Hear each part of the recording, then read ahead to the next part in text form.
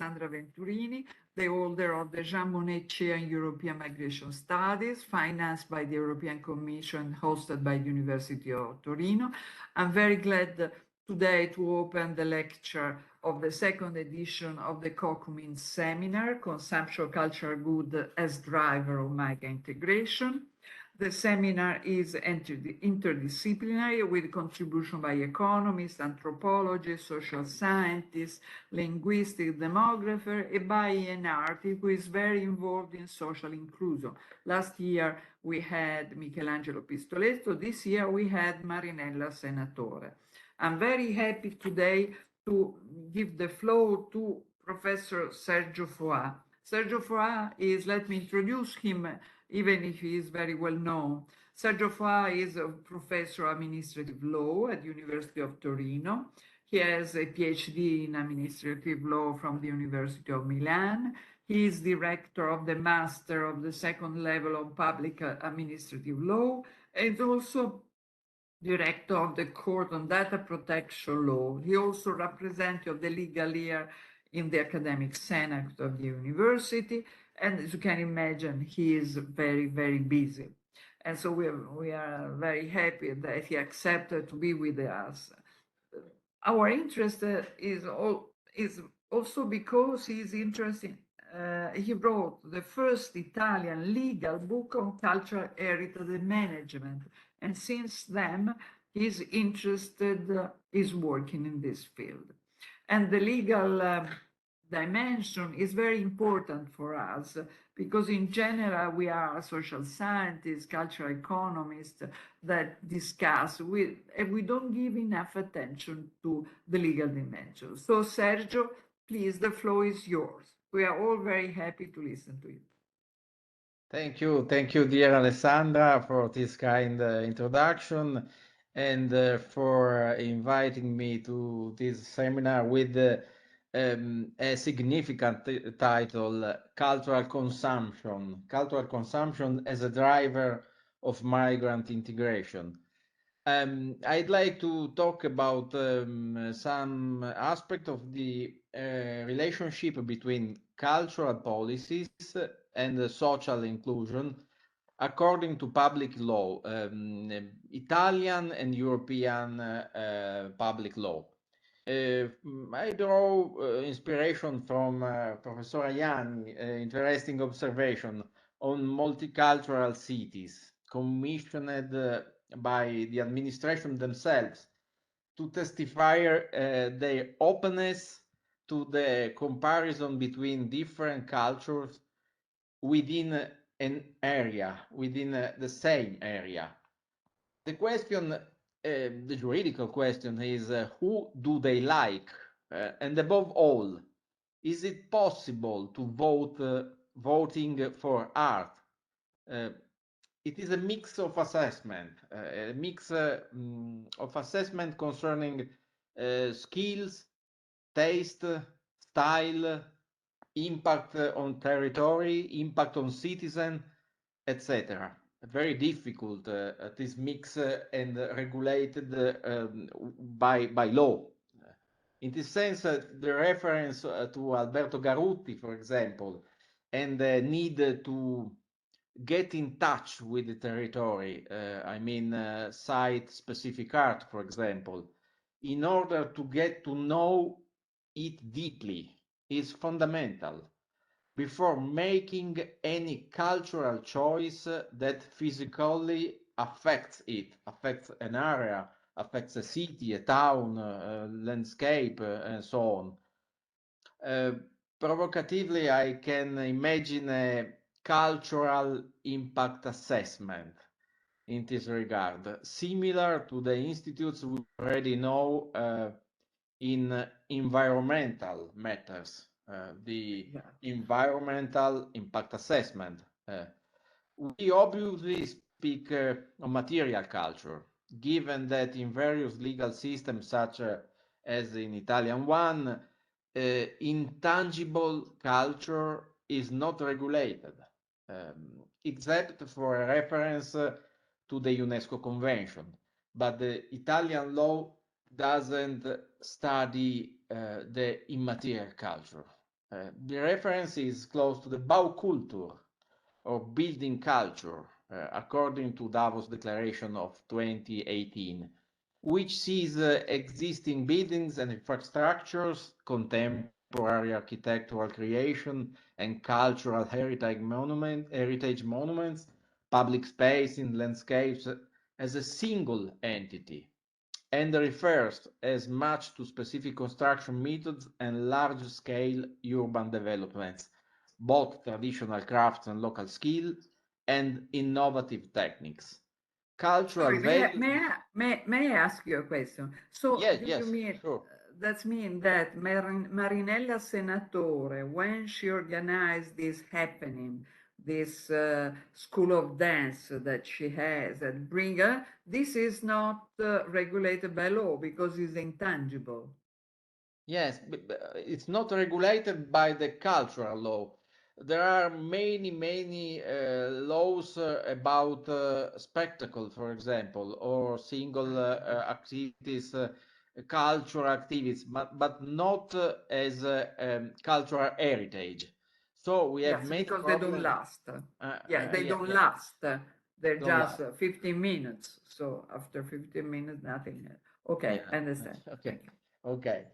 And so about the Baukultur, I think it's very important because the cultural values must be at the center to meet people's social and cultural needs, aiming to improve the quality of life, well-being, social cohesion, social integration, and so on. The issue is very sensible and concerns at least two profiles. Uh, uh, First, the relationship between state promotion of culture and, on the other side, the prohibition of public interference in cultural choices. In Italy, I remember two articles of our constitution. From one side, the Article 9 and the principle of our constitution, who underline that the state must promotes the cultural development. But on the other side, the Article 33 of the same Constitution underlines that the art and the science are free, and free must be their teaching. So, from one side, a promotion, an activity, on the other side, neutrality. The state could not, anzi, must not intervene in cultural choices. Definition of which subjects, second problem, definition of which subjects are to be consulted and the perimeter of participation in public cultural choices. I aim to assess in particular which link exists between cultural policies and social inclusion under European Union law. Uh, According to the Article 3 of the Treaty of European Union, the internal market aims at social progress, and the Union promotes scientific and technological progress. The Union fights social exclusion and discrimination and promotes social justice and protection, equality between women and men, and so on. It promotes economic, social, and territorial cohesion and solidarity between member states. It respects the richness of its cultural and linguistic diversity, and monitors the preservation and the development of Europe's cultural heritage. Therefore, the functions of the European Union are: the first, respect for cultural diversity; the second, supervision of cultural heritage. Respect and supervision. The role of national law, the state law, is therefore important because must guarantee the protection and the development of its heritage. Every state, sorry. In Italian law, the same function, administrative function, are the protection, tutela of the goods, and enhancement, valorizzazione, of cultural heritage.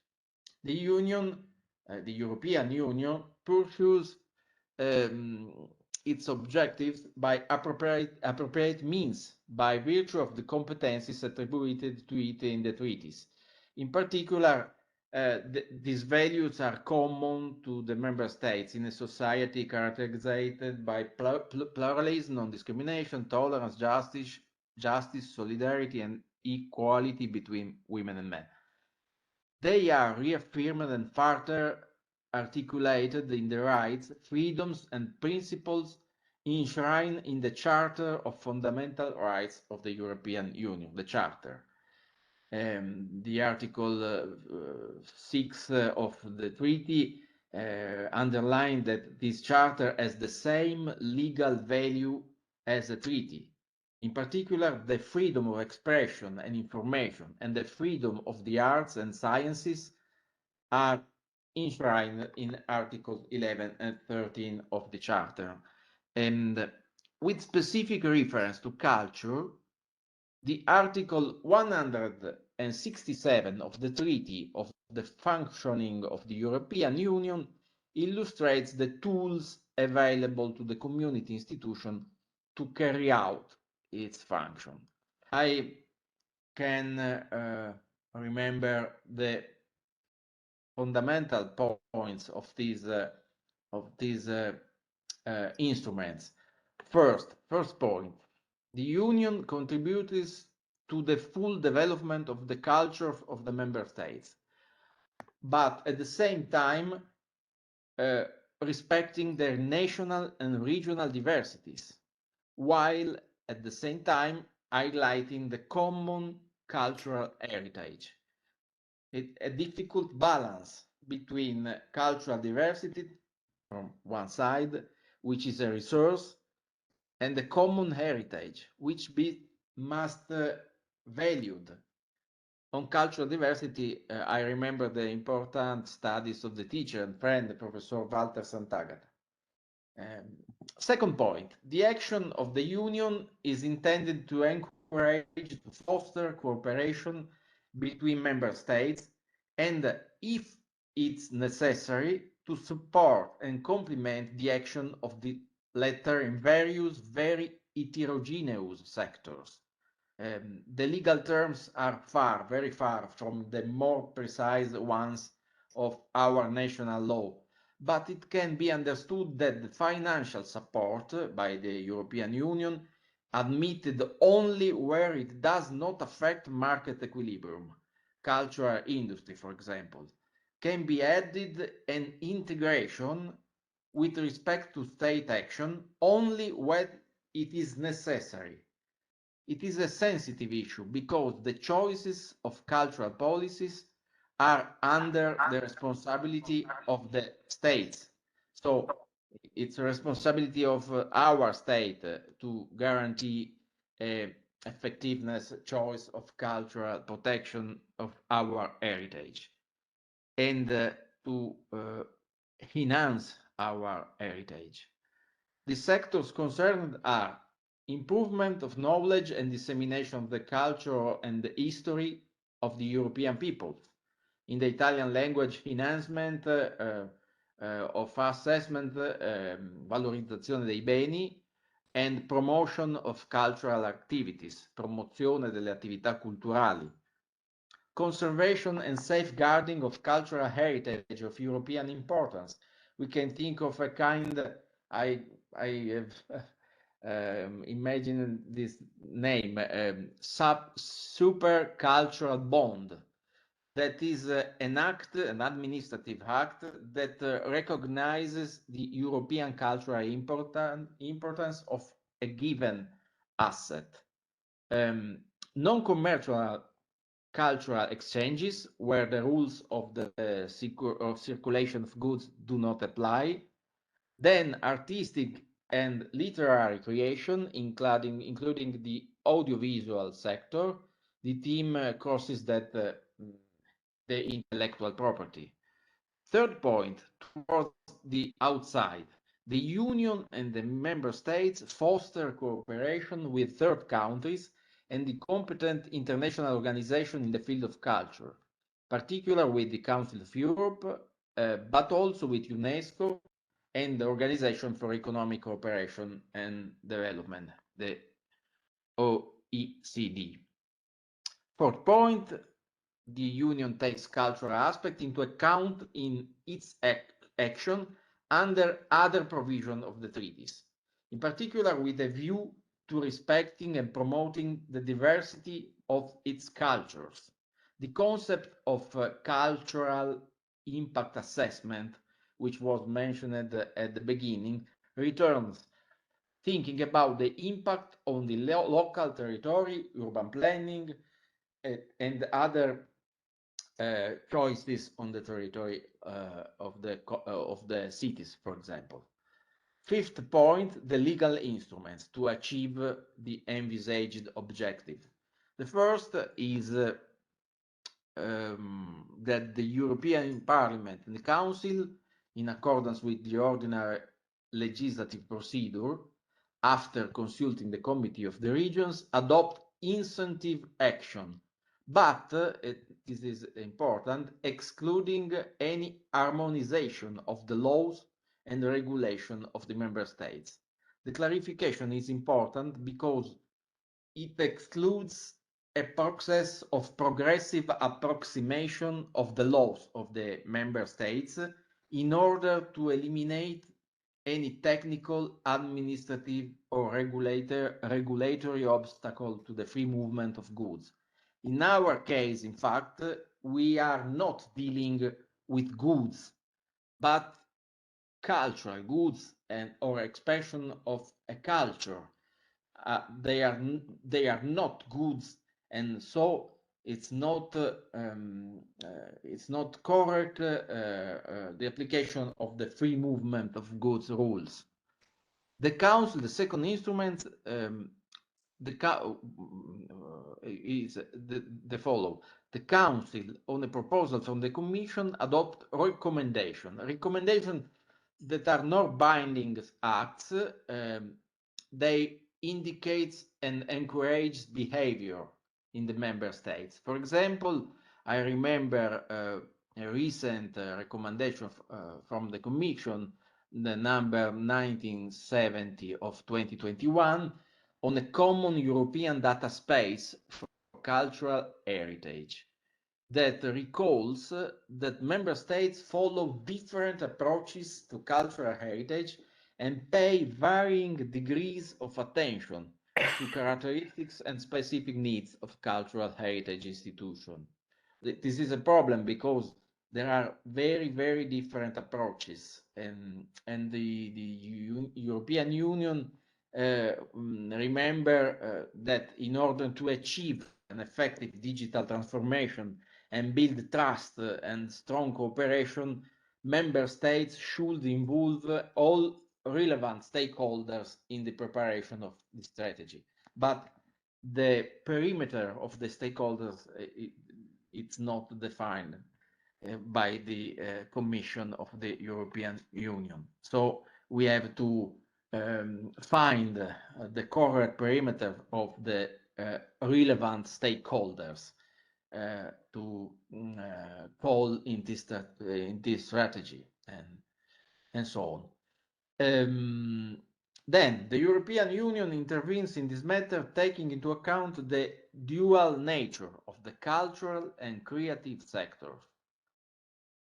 On one hand, the intrinsic and artistic value of culture and cultural goods, but on the other hand, the economic value of these sectors, including their broader contribution to growth, competitiveness, creativity, innovation.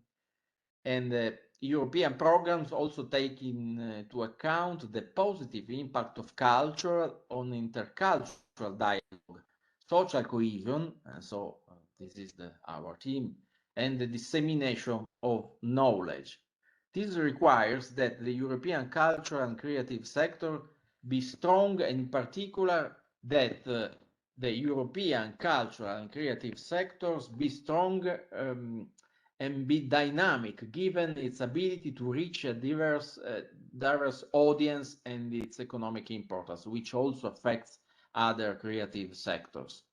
In this second area, the European Union supports European industry. Lastly, the EU regulation number 8/18 of 2021 established the Creative European Program from 2021 to 2027. It concerns the cultural and creative sectors. Cultural and creative sector. It's a very wide definition because all sectors whose activities, many of which are capable of generating innovation and creating jobs, in particular deriving from intellectual property, are based on cultural values and artistic expression and other creative expression, individual or collective, and include development, creation, production, dissemination, and conservation of goods and services that are cultural, artistic, or other creative expression, as well as related function such as education or management, regardless whether the activities of this sector are market-oriented or not market-oriented. The type of structure that carries out these activities and the methods of financing these structures. This sector include inter alia architecture, archives, libraries, museums, artistic crafts, audiovisual, cinema, television, so on, tangible and intangible cultural heritage, design, including fashion design, festivals, music, literature, performing art, books, publishing, radio, and visual arts in this wide definition.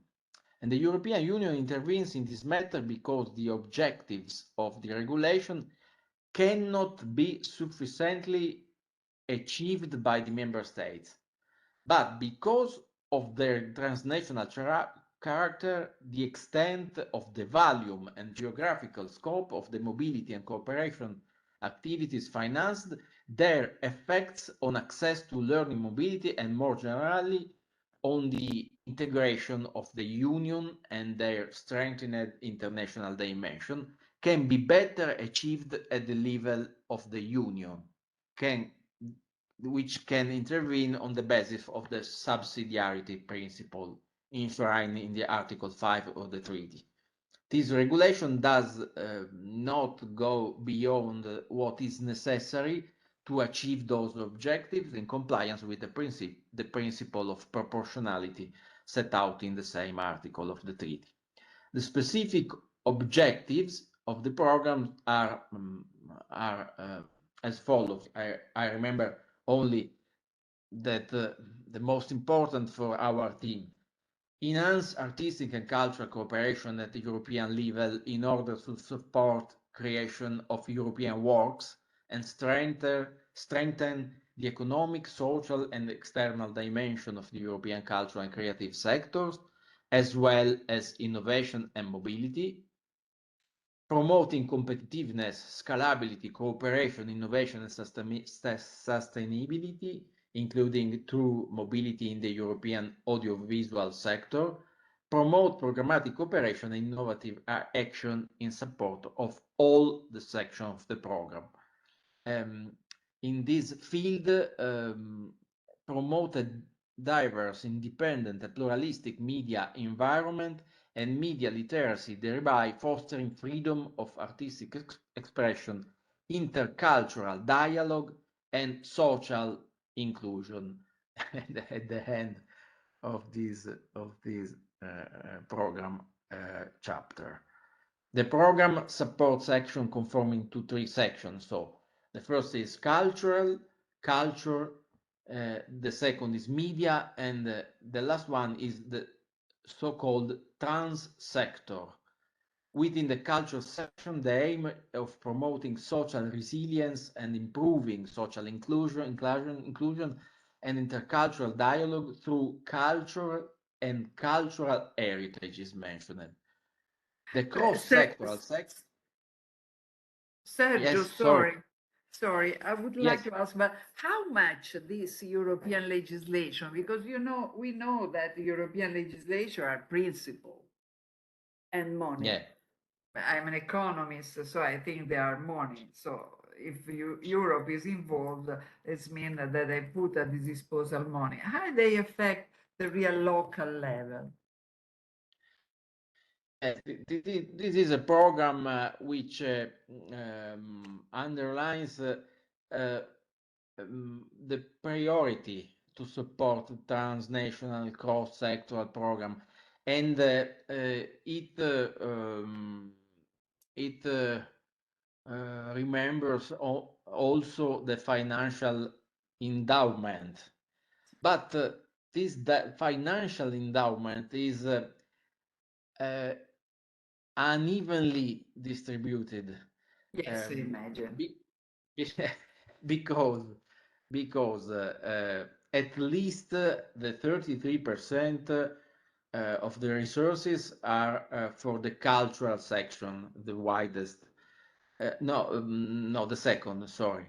At least the 58% is for the media section, and only at least 9% for the cross-sectoral section, which is the most important for the social inclusion. The valorization of these initiatives on social inclusion will depend on the work programs, of the single actions, and on the respective impact indicators that are mentioned by the program. I remember a part of program where it mentions the impact indicators on the local policies. But I underline that the media section is the less financial, because at least 9% for this kind of local action, of the action of the single state. So No, because you see, all the principle at European level, in general, triple down something in the country, no, at low or at local level. But these principles are so general. So that's mean Europe is so ahead that at the end, we don't know at local level that Europe is ahead.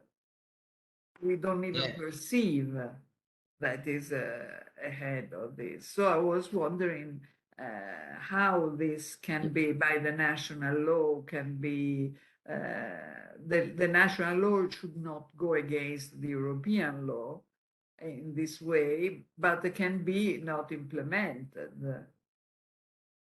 we need a national law which, from one side, clarifies and explain which kind of direction we intend to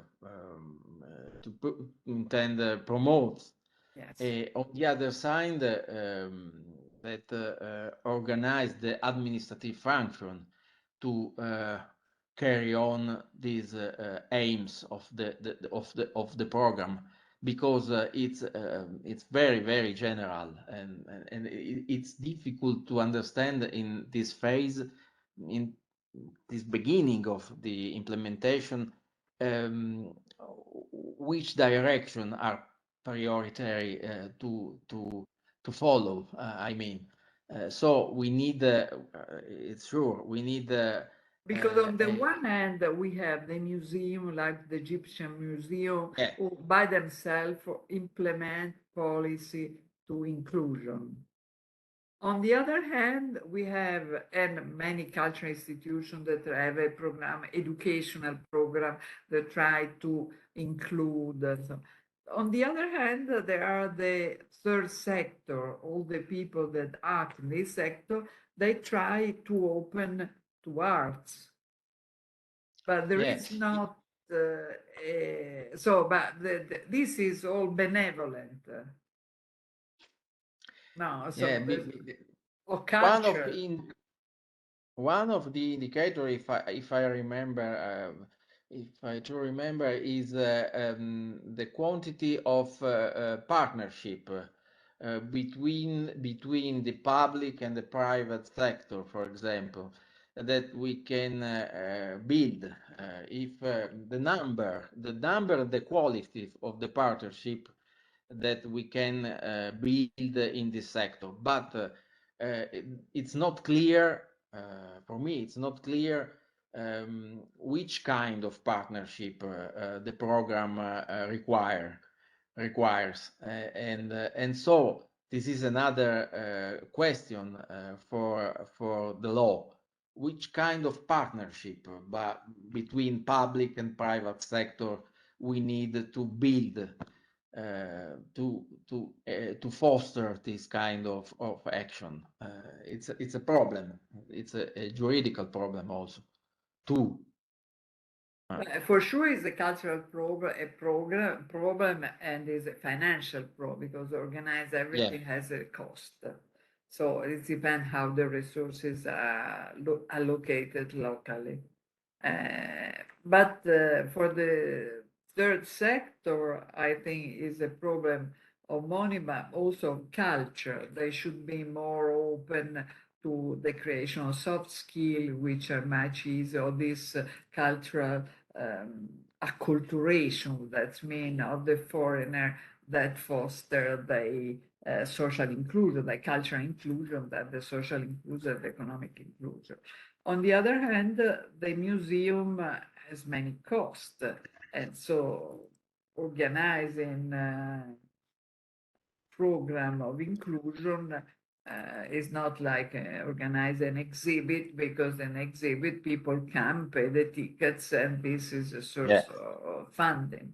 And this is the at the local level is done. So the regional legislation, the administrative legislation do not have, for instance, incentive for cultural involvement. Sometimes it's occasional. It's not standardized. We can this is an occasion for the Italian law to foster, to encourage instruments, administrative instruments to the first direction is to project cultural activities and partnership on the local territory. I mean, from the cities, from the municipalities, from the third sector, and etc. And then to build a strong kind of partnership between the public sector and the third sector, for example. With the instrument that the Italian code, we have from 2017 a law, the code of the third sector, which promotes many ways and many kinds of partnership between the public sector and the third sector, agreement and so on, and also activities of building Yes, of the policies, co-production also. co-production, and so on. And so this could be a way. So and Yes. we hope we hope so. And No, because otherwise these things, this co-production happen when there is a special project funded in general by the European Commission or by some institution, foundation, donors, and so on. And this way, the third sector and the public institution, cultural institution can work together because they have a sponsor. yeah. And this is with this program, I can imagine that could be with more resources and different way to improve this kind of cooperation.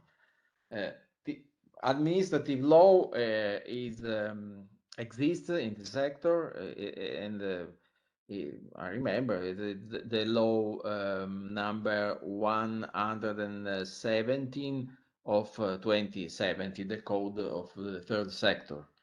That could be useful. Because the Fund for Asylum, Migrant Integration of the European Commission is sending a lot of, you can apply, you can have a lot of projects. We had in Torino the Petrarca project with teaching Italian and to 2,000 people. So it's a very successful project, fantastic one, managed very well. And we could think to enlarge it not only to the language but also to the culture, because the acculturation is passing by the knowledge of the language and the knowledge of the culture. But we need always a donor or a fund or a project. Yeah. Which is Yes. very difficult. Sorry, I interrupt you. No, I'm almost nearly to conclude. Yes. I conclude with a quote from the same program, the recital number 19, that remembers. The culture is the key to strengthening inclusive and cohesive communities. In the context of migration issues and integration challenges, culture plays a fundamental role in providing opportunities for intercultural dialogue and in integrating migrants and refugees, helping them to feel part of host societies and in developing good relations between migrants and new communities. This is the recital number 19 of the program. Public law must move in this direction, and I hope that the European law and the Italian law must move in this direction. Okay. Yes, step by step, slowly. Step by step. We should move in this It is compulsory. But frequently the legislation arrives later, so the phenomenon is already developed and the legislation is just to give a form to facts that take place. I wonder Yes. if Viola, who has a strong experience in this cultural sector, has a question. He's opening. Okay, Viola. Yes, I'll move somewhere else. Yes, I was wondering if there's a country I mean, out of Europe, out of Italy, and out of Europe, if there's a country that can be that was a model for all this progress that's going on in Europe and also in our country that we hopefully will see realized soon. I mean, I don't know, United States or Japan. I don't know. I mean, in the Western countries, among the Western countries. I cannot. It's a very difficult question. And there are significant examples abroad in the European Union. For example, the German model. I think it's a good model of partnership between the public sector and the third sector. For example. The French one is more close to our, closer to the same problems of administrative law. That is a very great problem because we call the bureaucracy in the English in the British language they call the red tape, il nastro rosso. The red tape. It's a very great problem because we have too many procedures and a very difficult dialogue between the different administrations. In France as well. Yeah. In France, it's very similar to our. Even if they support artists a lot. Yeah, for example, in France, they are almost 36,000 of municipalities. It's a very, very problem of coordination. 36,000 of municipalities. It's a different system in the relationship with the municipalities and the state, but it's a problem to promote a coordination of the cultural policies on the different national parts of the nation. Yeah. In Germany, you said German, they have great autonomy in the land, yeah. in different part of the territory of the states on the Bund, and this helps to foster and to enhance the local the choices on the territory, and to encourage the different kind of partnership between the localities and the third sector in the different land of the territory of German territory. Yes, but in Germany, the third sector is not like us, that is playing a role of subsidiarity. So the third sector is autonomous, is another pillar below the table. Yeah. While in Germany is a piece, so it's strongly directed by the central government, by the central administration, because also the school system is organized in such a way that people find a job, and the school has the same type of education needed for the firms that are in the area. So it's very strong, the central administration.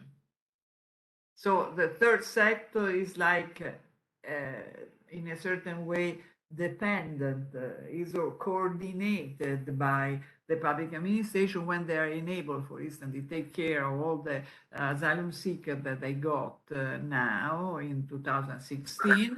They use the third sector, but they use the third sector telling you have to do this and this. You see, so in a way,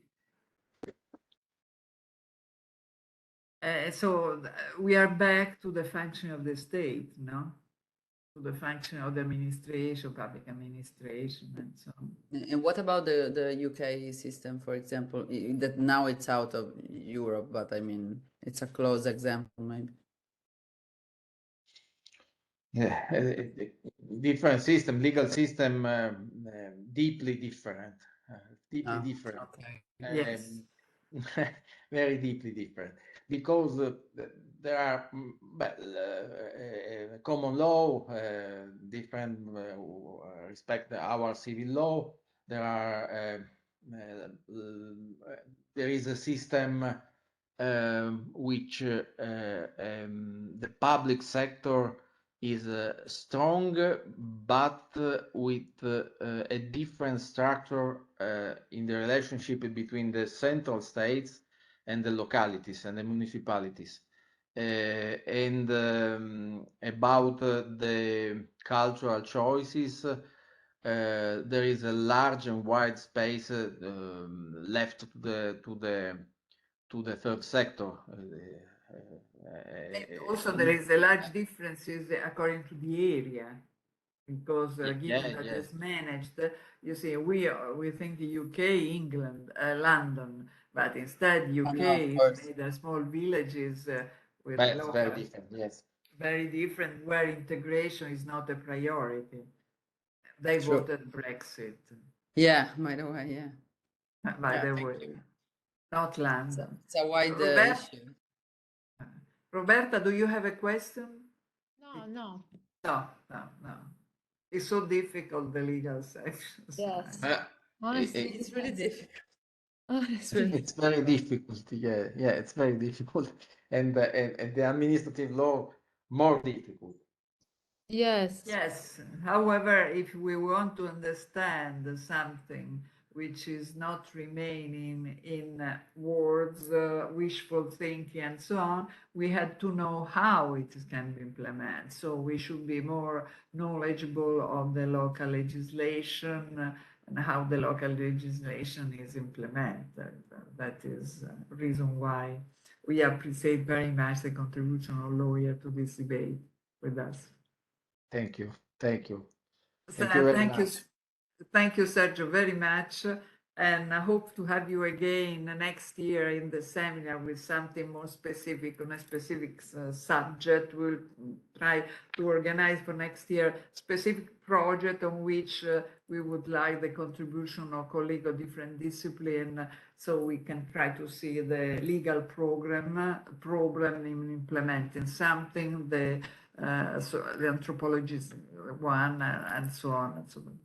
Thank you very much. Thank you to everybody. Thank you for Bye. your kind attention. See you soon. Bye. Bye. Bye.